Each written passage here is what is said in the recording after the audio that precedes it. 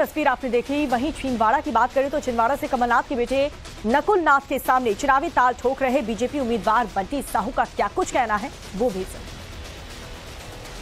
चुनावी चर्चा अक्सर चाय की दुकानों पे, गली मोहल्लों में और इस तरह की चाट की दुकानों पर होती है, जहां लोग आते इकट्ठा होते हैं और चर्चा करते हैं कि आखिर इस चुनाव में किसकी जीत होगी, किसकी हार, वोट किसको देंगे तो सबके मन में है, लेकिन माहौल क्या है उसको लेकर के बात करते हैं। दादा क्या नाम है आपका? इरफान खान। क्या लग रहा है, चुनाव का माहौल लग रहा है? कुछ चुनाव का माहौल ठंडा दिख रहा है सर मेरे को तो। ठंडा है माहौल जी ठीक है। और हर बार क्या बहुत गर्म रहता था? हर बार गर्म रहता था, इस बार कुछ ठंडा है। अच्छा, तो क्या लग रहा है, क्या मुद्दे हैं मेन? आप परासिया में है, परासिया में क्या चीजें आपको लगता है कि जो भी जीते क्या करे? टप पे चुनाव रहेगा, अच्छा, कांटे पे अच्छा, 50-50। अच्छा, और जो भी चुनाव जीते वो कर क्या बोलते हैं यार, मतलब विकास करे। अच्छा, अभी बस। तक का जो विकास हुआ आप उससे संतुष्ट हैं कि काम अच्छा हुआ है? अभी तक के तो काम अच्छे हुए हैं सर। अच्छा, आगे क्या कमी लग रही है आपको कि जो होनी चाहिए? और भी विकास जो रहते हैं अच्छा, वो होना चाहिए। कनेक्टिविटी और सारी चीजें हैं, सारी चीजें, रोड, पानी, बिजली, सड़क। बिजली पानी, बिजली, सड़क है, अभी तो है सर, पर आगे देखो क्या होता है। बेहतर होना चाहिए। और बेहतर होना चाहिए। अच्छा, कमाई वमाई ठीक हो रही है? कमाई हमारी बढ़िया हो रही है। और लोगों से बात कर रहे हैं। क्या नाम है आपका? शकील। शकील भाई क्या करते हैं? ये चाय की दुकान में काम करते हैं। जो भी माहौल चल रहा है देश में, आपको क्या लगता है इस चुनाव का मुख्य मुद्दा क्या है? आप क्या सोच के वोट डालते हैं?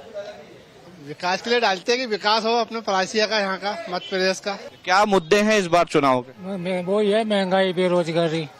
अच्छा, क्या करते हो आप? मैं तो पीएचई में था, रिटायर हो गया हूँ। रिटायर हो गए। अब बच्चे हैं? बच्चे हैं नहीं, हाँ शादियाँ हो गई, सब अपने अपने घर में हैं। शादियां हो गई? कितनी शादियां हुई आपकी? चार लड़कियां कर दी है। 4 लड़कियों की शादी करी। आपकी कितनी शादी हुई?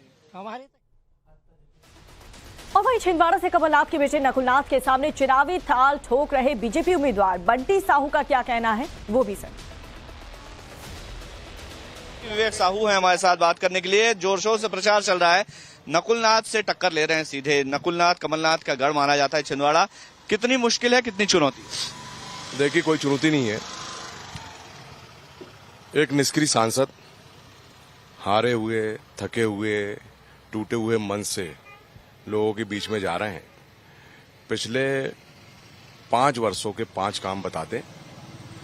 दूसरी चीज, यह चुनाव मोदी जी का चुनाव है, यह चुनाव राष्ट्र का चुनाव है, और इस राष्ट्र के चुनाव में सबसे बड़ा मुद्दा छिंदवाड़े के डेवलपमेंट का है।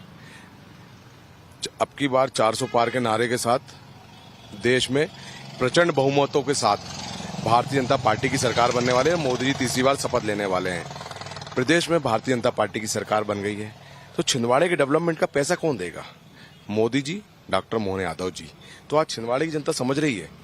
छिंदवाड़े की जनता ने 2 बार गलती कर ली और अपनी गलती स्वीकार रही है कि हमने 14 में भी हमसे गलती हुई और 19 में भी गलती हो गई, लेकिन इस बार छिंदवाड़े की जनता गलती नहीं करने वाली और भारतीय जनता पार्टी को विजय से दिलवाने वाली है। कांग्रेस के नेता भी छोड़ के आपके साथ जुड़ रहे हैं, क्या वजह मानते हैं? कांग्रेस तो ये कह रही है कि प्रलोभन देके और डरा के आप उन्हें अपने साथ शामिल कर रहे हैं। देखिए, एक राजा कमलेश शाह, उनकी वीरता की, उनके परिवार की वीरता की कहानी छिंदवाड़े का बच्चा बच्चा जानता है। और मध्य प्रदेश के दमोह में कांग्रेस की चुनावी रैली से खबर मिल रही है। कांग्रेस प्रत्याशी तरबर लोधी मंच पर जम करके रोने लगे। नामांकन के बाद रैली हुई, भाषण खत्म हुआ, उसके बाद वो रोने लगे। मध्य प्रदेश कांग्रेस अध्यक्ष जीतू पटवारी ने चुप कराया उन्हें। बीजेपी का तंज हार भाप करके कांग्रेस के जो कैंडिडेट हैं वो यहां पर आंसू बहाते हुए नजर आ रहे हैं। तो बीजेपी ने इस रोने पर भी तंज कस दिया है। और आप देख सकते हैं मंच पर रैली चल रही थी, भाषण हो रहा था, तरबर लोधी मंच पर थे और वो वहीं पर रोने लग गए भाषण के बाद, जिसको लेकर के अब बीजेपी ये कह रही है कि कांग्रेस के प्रत्याशी ने ये भाप लिया है कि वो इस बार चुनाव में हारेंगे और यही वजह है कि वो अभी से रोने लग गए। अब भावुक भी हो गया मंच पर ऐसा। देखिए, अपनों के बीच में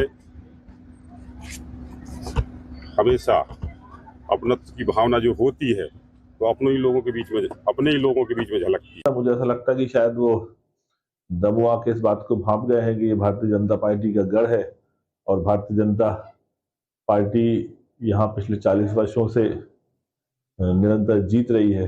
अब उनने किसी बात का मूल्यांकन किया है या कोई पॉलिटिकल स्टंट भी हो सकता है कि रोके लोगों की भावनाओं से वोट ली जाए। अब जो समय आने पे पता चलेगा, पर मैं भी इस बात से आश्चर्यचकित हूँ कि आने के बाद ऐसे क्यों रोए।